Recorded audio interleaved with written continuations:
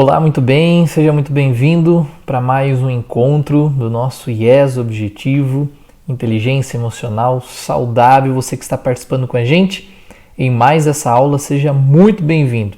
Lembrando a você que ainda não se inscreveu no nosso canal, pode realizá-lo também, fazendo a sua inscrição, ativando o sininho para que você possa receber também todas as informações das nossas aulas, dos nossos encontros, ser notificado previamente para não perder nenhuma aula nossa, tá bom? Você que é do Colégio Objetivo, você que é talvez de outro colégio, você que é pai, mãe, educador, seja muito bem-vindo para as nossas aulas. Lembrando sempre que o IES Objetivo ocorre às terças-feiras, às 20 horas, pelo nosso canal no YouTube, tá bom? A aula essa que fica gravada, que você pode também depois compartilhar e recomendar para mais pessoas também.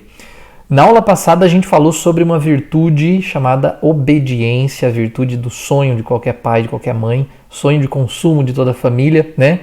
A exercer como um planejamento de educação positiva dentro de sua casa. É lógico que todo pai, toda mãe deseja muito encontrar a obediência nos seus filhos. Por isso nós trilhamos algumas perspectivas importantes, falando para você também, dando algumas dicas práticas, né, daquilo que pode ser realizado dentro de casa. Lembrando que nós ainda estamos nessa fase de transição da infância para a adolescência, né? Nós estamos nessa jornada educacional, por isso que se chama jornada.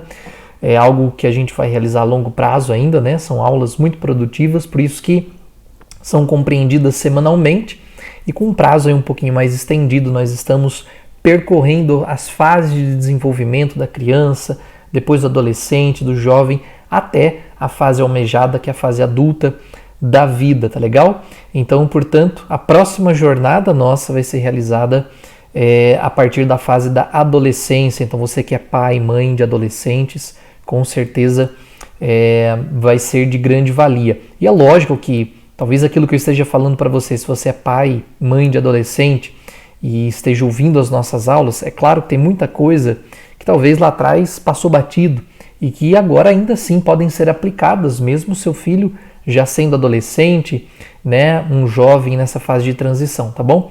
Então são aulas válidas para todas as idades, na verdade. Estou só pontuando porque a gente está ouvindo falar de virtudes primeiras, né? Então a gente falou da ordem, da higiene pessoal, a gente falou da alimentação e tudo isso está muito presente também nesta fase, seja aí da infância, mas também nessa transição para a fase da adolescência. Hoje a gente vai falar da educação da vontade, né? Nós terminamos, ficou com um cortezinho um pouco ali rompido na aula passada, né? Na nossa edição, mas aí a gente acabou, finalzinho da aula, eu acho que nem todo mundo conseguiu acompanhar, mas no finalzinho da aula eu disse que nós iríamos falar hoje sobre a educação da vontade, né? A gente foi percebendo que a virtude da obediência, ela está muito ligada à vontade, né? Se a ordem, se a alimentação estão mais ligadas à parte afetiva, nós estamos falando da obediência enquanto ligada a essa parte da vontade, né? Mas o que é a vontade em si? Como educar a vontade dos nossos filhos? Como, então, realizar uma boa educação da vontade, né? Então, a gente percorrendo esses caminhos das aulas anteriores, a gente falou dessa área afetiva e hoje a gente, portanto, fala da educação da vontade, porque são como que os núcleos do desenvolvimento, né, das virtudes, né? Ou seja, são as áreas onde as virtudes elas se desenvolvem para motivar, né, o sujeito a não só buscar o bem, como a gente falou, mas também a aprender a desejá-lo, a querer, né? Lembra que a gente falou isso na aula passada? Então, as virtudes elas desabrocham nessas duas áreas do ser humano, né? Na afetiva e também na vontade, né? E isso não acontece num passe de mágicas, né? Na aula passada a gente falou sobre a virtude da obediência, a gente viu que o papel dos pais é muito importante para que isso aconteça, né? Aí alguns pais me perguntaram até, Lucas, mas como desenvolver, né? Como educar a vontade dos meus filhos? Pois bem, então na aula de hoje a gente vai falar exatamente sobre isso. Quero convidar você, inclusive, a enviar as suas perguntas, até sugerir temas, né? Tem alguns pais que têm enviado mensagens para mim também, tem sido muito legal, ali via WhatsApp, ou até mesmo via o chat aí ao vivo do YouTube. Vocês podem mandar perguntas também para que nas próximas aulas a gente consiga responder e até, quem sabe, desenvolver temas de acordo com aquilo que é sugestão de vocês também. Assim a gente torna também essas aulas um pouco mais interativas, tá bom?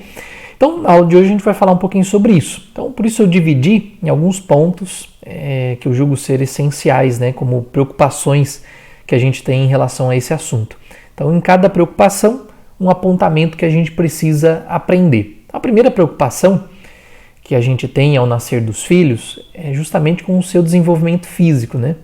Em tese, há uma simplicidade nisso. A gente vai acompanhando esse desenvolvimento, ajudando o filho ali na parte da alimentação, da higiene, do sono, né, que são os princípios básicos que estão ligados ali à virtude da ordem, como a gente falou nas aulas anteriores. E é lógico que antes disso, a preocupação de todo pai e de toda mãe é se o filho vai vir saudável, se vai vir perfeito, né? Há uma preocupação com o físico, que é até natural e não é simplório, mas é simples da nossa parte imaginar isso, né? Todo pai e toda mãe, obviamente, desejam que o filho venha saudável. Então, há uma preocupação um pouco mais externa com o filho, né? Depois, porque é preciso a gente se preocupar também com a parte intelectual. Então, às vezes a gente escuta assim, né? Por que eu preciso aprender isso? Onde que eu vou usar física? Onde que eu vou usar química? Né? Se eu quero ser isso, se eu quero ser aquilo, por que eu preciso dessas matérias? A gente ouve muito isso dos alunos, você ouve isso talvez, né, dos seus filhos dentro de casa também. Ora, porque eu preciso aprender, porque antes de eu nascer, o mundo ele já existia há milhares de anos, né? E eu preciso entender como que as coisas são. Por que isso é como é? Né? Por que as coisas são como são? Eu preciso entender por que as coisas se desenvolveram de tal maneira que hoje são assim, que hoje chegam até mim assim, né? Por que tal alimento é importante para a minha saúde, por exemplo, né? Por que o meu sono regulado ele é benéfico para o meu desenvolvimento intelectual, até mesmo físico, cognitivo, enfim. Então existem uns porquês, né, nas coisas, que a gente já explicou nas aulas passadas, que quanto mais cedo eu vou também explicando para os meus filhos com argumentos, né? Por isso que é importante o conhecimento formativo, como eu vou explicando por meio de argumentos o porquê das coisas, lá na frente isso vai facilitando um pouco mais a minha relação com ele, a minha comunicação com ele, né? A gente falou que na fase da adolescência, a gente vai ver muito isso na jornada da adolescência, geralmente ali o adolescente ele precisa ser convencido, né? As respostas suas para ele precisam soar com mais convencimento do que talvez era antes para a criança, né? Então por isso que ali eles buscam nas respostas dos pais através de questionamentos, né? Não é fácil, não é tão simples convencer um adolescente, né? Então, por que as coisas são assim hoje? Por que elas chegaram até mim dessa forma, né? Que possibilitaram o progresso, o desenvolvimento. Olha, você só vê o progresso, tudo bem, né, as coisas passadas são passadas, hoje a gente vive o progresso, vive a modernidade. Legal, mas a modernidade, o progresso não nasceram da noite para o dia, né? Como foram as outras coisas? Como que o progresso chega até nós hoje? Então, como que o discurso da modernidade, quais âmbitos históricos ele passou? Enfim, ora, tudo isso a gente não se vê apenas em uma matéria dentro da escola, né? Não é só na base histórica, né, teórica da coisa, mas existem outras ramificações que sugerem para nós as coisas serem como elas são hoje, né? Então, isso é muito interessante, né? Isso faz parte também da educação da vontade, né? Mas se a gente estivesse falando apenas dessas duas preocupações, a parte intelectual e a parte física, a gente não estaria falando de educação, né? E sim de uma espécie de adestramento, né? Porque, tudo bem, então eu vou ali conformar, né? Ou seja, colocar numa forma o meu filho, então eu vou desenvolver a parte física dele, ajudá-lo a se desenvolver na parte física e depois na parte intelectual, e acabou por aí, né? Claro que não, por quê? Porque o ser humano ele não é somente biológico e intelectual, né? Aqui entra a educação da vontade, porque entre o querer e o fazer há um caminho a ser percorrido, né? Que só o biológico e o intelectual não vão dar conta. Então, não educar a vontade, muitas vezes, é a falha mais evidente, né, no processo que a gente está percorrendo. Imagine que até aqui a gente deu para os nossos filhos o alvo e as ferramentas, mas a gente não ensinou para eles as habilidades. Não educar a vontade é como se a gente desse na mão dos nossos filhos um quadro, né? Dizer, filhos, então você vai pregar um quadro ali na parede, né? Então você dá o quadro, você dá os parafusos, sei lá, você dá a parafusadeira, então um quadro um pouco mais pesado, você vai precisar chumbar ele ali na parede, vai precisar parafusar ele na parede, só que ele nunca fez isso na vida. E aí eu não ligo a parafusadeira, por exemplo, eu não forneço a energia elétrica, né, para que ele possa utilizar esse mecanismo que é a parafusadeira, por exemplo, ou a furadeira, que seja, né? Ou seja, você não tem aquilo que move, né? Você não tem aquilo que vai ajudá-lo a realizar o que deve ser realizado, né? Então, quando a gente se preocupa com a educação da vontade, a gente está fazendo um bem enorme aos nossos filhos, que é retirar aquele sujeito da lei do menor esforço, né? Do Jaiminho lá da Vila do Chaves, né? Você já deve ter visto, assistido, sei lá, né? O Chaves conhece, pelo menos já ouviu falar, né? Quem que era o Jaiminho? Era aquele carteiro que chegava com a sua bicicleta ali na vila, né? E ele era a lei do menor esforço. Então ele sequer queria estacionar a bicicleta dele, ele pedia para que os outros fizessem. Quando os outros ali na vila questionavam, ele, olha, por que você mesmo não faz isso? Qual que era a resposta dele? Que eu quero evitar a fadiga, né? Então, às vezes, quando a gente não se preocupa ou só se preocupa com alguns âmbitos da vida, da educação dos nossos filhos e deixa para trás a educação da vontade, então, no fundo, eles vão sempre ser regidos pela lei do menor esforço, né? O evitar a fadiga. Então, na criança, a gente já viu que a educação ela vai sendo essencialmente naqueles 3 polos de ordem, né? O sono, a higiene e a alimentação. Que horas vai dormir, quanto tempo está dormindo, onde vai dormir, que horas toma banho, escova os dentes, que horas almoça, que horas janta, o que vai comer, né? Então, educar esses impulsos, esses instintos, é o que vai diferenciando a gente dos animais, né? Então, isso ali nas crianças, ali nos primeiros momentos da infância, né? Ora, aqui a gente vai percebendo, então, que a gente não é dotado só de corpo. Então, não adianta eu educar só nessas primeiras virtudes, só na ordem, por exemplo, né? Que faz parte, mas que não é somente nela, né?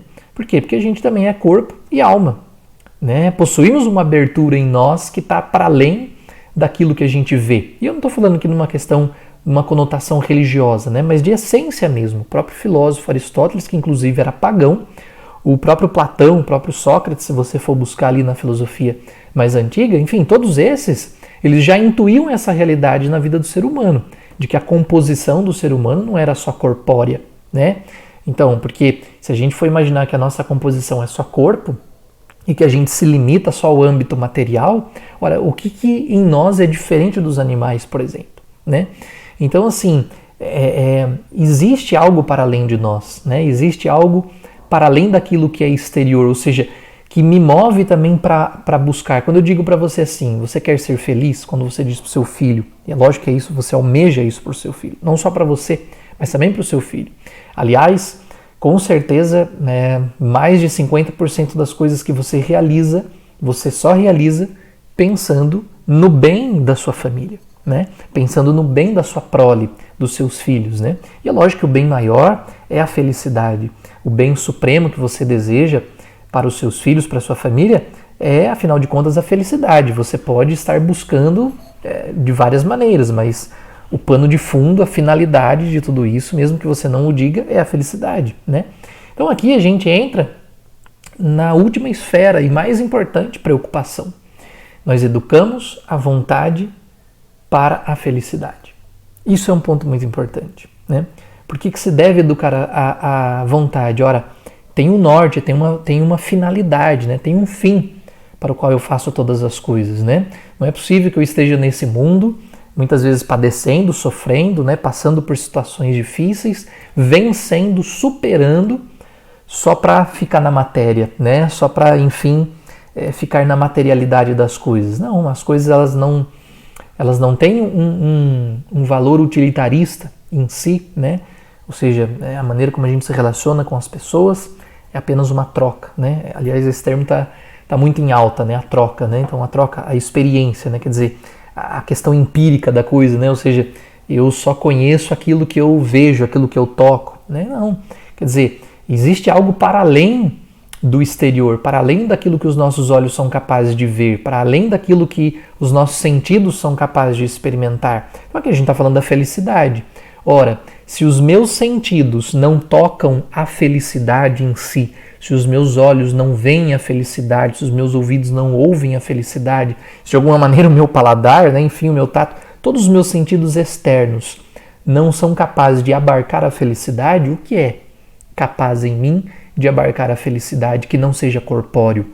Então aí está um dos fundamentos de que o ser humano ele não é só corpo, né? E se a gente diz que ele não é só composto de corpo, mas de corpo e alma, olha, imagina comigo uma piscina, né? Como sendo essa composição do ser humano. Como é que ele vai educar a vontade dele, né? Imagina então comigo essa piscina. Então imagina que o ser humano é ali a piscina, corpo e alma, né? E sobre essa piscina, uma boia, que a gente vai pôr o nome aqui de felicidade, né? Então a boia é a felicidade, né? E por fim nós, que nos lançamos dentro dessa piscina em busca dessa boia, da felicidade. Então ali na boia está escrito felicidade, né? Então a gente se lança ali em busca da felicidade. O que acontece quando você pula numa piscina em busca de uma boia, você pula por cima dela, né? Em direção à boia. Ora, quanto mais a gente tenta alcançar, abraçadas a boia, o movimento da água faz com que ela se afaste de nós. Não é assim? Então quanto mais a gente quer buscar a boia por cima, mais ela vai se afastando.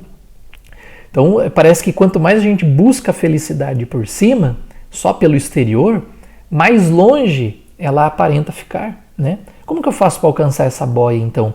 Como que eu faço para alcançar a felicidade? Eu preciso mergulhar na piscina e alcançar ela por baixo, de baixo para cima, né? Quer dizer, de dentro para fora, né? E assim também é em relação à felicidade. Um filósofo norueguês chamado Kierkegaard, ele diz que a felicidade é como uma porta que, ao tentarmos abri-la para nós, isso é, para dentro, mais ela se fecha. Quando, porém, abrimos essa porta para fora, mais ela se abre, né? Quer dizer, quanto mais a gente abre, o segredo da educação da vontade é isso, né? Quer dizer, viver e ensinar os nossos filhos a viverem os valores mais nobres, né? Aqueles que de fato não passam. Ou seja, a felicidade ela consiste nessa abertura de vida constante para fora, para os outros, de dentro para fora, né? Ensinar que um coração magnânimo, ou seja, a gente falou um pouquinho, né, sobre a magnanimidade, essa virtude, um coração grande, um coração generoso, um coração dilatado, né, é sempre um coração feliz. Então, a felicidade é essa porta que se abre para fora. E a educação da vontade consiste, em primeiro lugar, nessa conotação, né, quer dizer, a minha vida ela não é uma porta fechada em mim, que a todo momento eu quero puxar para mim, que a todo momento eu quero as coisas para mim. Mas ela e aqui está um ponto assim essencial para nós, né? Para a nossa educação da vontade, né? Por que aqui o entendimento de que o ser humano ele não é só biológico e intelectual faz sentido? Porque é o seguinte, porque ele também é social, né? Então, um grande escritor da literatura, Thomas Merton, dizia isso, né? Homem nenhum é uma ilha, né? Então, quer dizer, eu não estou nesse mundo para mim mesmo, ou só para satisfazer os meus desejos, as minhas vontades, mas a minha vida também está ligada ao outro, né? Então, quando eu educo meu filho, a minha família, enfim, eu mesmo, né? Porque aqui a gente está, então agora sim, utilizando esse termo, né? Fazendo uma troca, né? Quer dizer, aqui a gente está fazendo essa troca de experiência, conforme eu vou também vivenciando, né? Com humildade, né? Porque às vezes é muito da nossa era, né? Muito do contemporâneo isso, é você achar que você está pronto, né? Ou sei lá, você está acompanhando a minha palestra aqui falando, isso aqui não serve para mim, né? Tudo bem, serve para o meu filho, mas não para mim. Pelo contrário, para nós em primeiro lugar, né? Também é uma maneira da gente se reeducar. Talvez eu esteja falando coisas aqui que ali atrás faltou para você também e quem sabe é uma oportunidade grande, né? Ou seja, magnânima também, de você poder mudar um pouco a estratégia de vida, a rota de vida, né? Então, qual é o melhor lugar para que eu pratique essa vida voltada para fora, ou seja, de dentro para fora, né? Não é uma vida, não confunda com uma vida só exterior e nada de interior. Pelo contrário, aquilo que eu estou dizendo é justamente o oposto disso. É viver primeiro internamente para depois viver externamente, né? Então a educação da vontade, onde que está a vontade se não estão nos sentidos externos? Isso faz parte dos nossos sentidos internos, interiores. Eu não vejo a vontade, eu não toco a vontade, eu não ouço, eu não... Enfim, a vontade ela não faz parte daquilo que eu posso experimentar empiricamente, né? Ou seja, com perdão da redundância, mas enfim, aquilo que eu possa conhecer tocando. Mas ela está para o lado de dentro. Por isso que eu usei, para ficar bem claro para nós, essa piscina, né? Então, para mim alcançar, Porque qual que é a grande meta da educação da vontade? É a felicidade, né? Para que eu possa alcançar a felicidade, eu preciso primeiro fazer um mergulho interior, né? E qual que é a melhor educação que você pode dar para o seu filho, exercitando, se não exercitando isso dentro de casa, né? Em família, né? Qual que é a melhor educação que você pode dar para o seu filho, se não o exemplo, né? A melhor educação que você pode dar para um filho é o exemplo de quem não se deixa vencer pelo próprio querer, né? Pelos próprios gostos, mas que está disposto a fazer aquilo que precisa ser feito todos os dias, né? Ele está vendo isso em você, está vendo o seu esforço, não é? Ele está vendo a educação da sua vontade, porque educar a vontade essencialmente é conseguir, de alguma maneira, né, ir driblando os próprios gostos, né?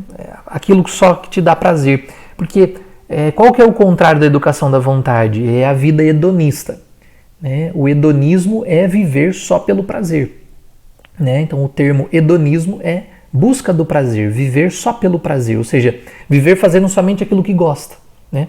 E se eu vivo só fazendo aquilo que eu gosto de fazer, ora, como que eu vou educar minha vontade, né? Então, olha que interessante que é isso, né? Por quê? Porque a nossa felicidade, no fundo, ela está escondida no servir aos outros, a começar pela nossa própria família, né? E muitas vezes, aliás, quase sempre, servir ao outro requer que você saia de uma área, de uma zona de conforto, né? Que você saia do comodismo. Não é simples nem fácil, não é assim? Exige, eu gosto muito dessa palavra e vai ser o tema da nossa próxima aula, né? Exige sacrifício, né? Exige sacrifício. Educar em casa é uma escola de sacrifício, de sacrificar-se pelo outro, de sacrificar os próprios gostos. Bom, você sabe muito bem, você pai e mãe, ali nos primeiros momentos, né, da vida do filho, o quão difícil é levantar ali na madrugada, na noite, né, enfim, dar as primeiras necessidades, né, dadas as primeiras necessidades dos seus filhos. Ora, é uma vida de sacrifício e ter que trabalhar no outro dia cedo, né, enfim, o que é isso se não uma vida de sacrifício, né? E o que é o sacrifício se não o amor verdadeiro pelo outro, né? E o que é isso se não a própria felicidade? A gente muitas vezes fica preso aos contos de fada, né? Aqueles romances exagerados, imaginando que a felicidade é o potinho de ouro ali debaixo do arco-íris, né? Ora, como que eu encontro esse pote de ouro debaixo do arco-íris? Se não através do sacrifício, se não através da doação, se não através da entrega, né? E quem aqui gosta de todas essas coisas, né? Quem que levanta todos os dias, você pode dizer para mim que você tem o seu emprego dos sonhos, o seu trabalho dos sonhos, que você ama fazer aquilo que você faz, maravilha. Mas diga para mim que todos os dias você se levanta disposto, né? Se em todos esses anos de trabalho você não teve uma indisposição sequer, seja física, seja psicológica, seja espiritual, seja social, enfim, é claro que não, né? Então nem das mais perfeitas vidas que se contam ali nos contos de fada a gente encontra isso, né? Sempre tem as suas intempéries, os seus reveses, as suas dificuldades, né? Mas como então educar a minha vontade, né? Como viver essa vida de sacrifício sem que seja um peso, sem que se torne um peso para mim, né? Sem que eu passe o meu dia todo estressante, né? E ali quando chega a noite que eu tenho tempo com os meus filhos, né? Eu quero jogar tudo para o alto, enfim, né? Qual que é o segredo de todas essas coisas, né? Na próxima aula eu quero falar para vocês sobre a resiliência. É a virtude que a educação da vontade promove, né? Então, ou seja, a educação da vontade, ao mesmo tempo, ela precisa da resiliência, e da mesma maneira que ela precisa da resiliência, é uma junção, uma fusão, né? Quanto mais você educa a sua vontade, mais ela também dá frutos de resiliência. Então, quer dizer, ela precisa da resiliência e, ao mesmo tempo, ela multiplica a resiliência, né? Como ser forte, como desenvolver a fortaleza diante de qualquer circunstância, né? Como enfrentar a vida mesmo diante dos reveses. Eu vou te falar sobre uma virtude que está escondida por detrás da resiliência e que poucas pessoas enxergam. Essa virtude é o motor que vai impulsionar a sua vida de superação, né? E que com certeza vai impulsionar também a sua vida e educação dos seus filhos dentro da sua casa, né? Essa é a virtude do sacrifício. Ela está escondida na resiliência. E eu vou te contar na nossa próxima aula por que ela muitas vezes se esconde na virtude da fortaleza, na virtude da resiliência, tá bom? Espero que você esteja aproveitando muito os nossos encontros e eu espero por você terça-feira que vem, às 8 da noite, aqui no nosso canal no YouTube também, pelo IES Objetivo. Um grande abraço!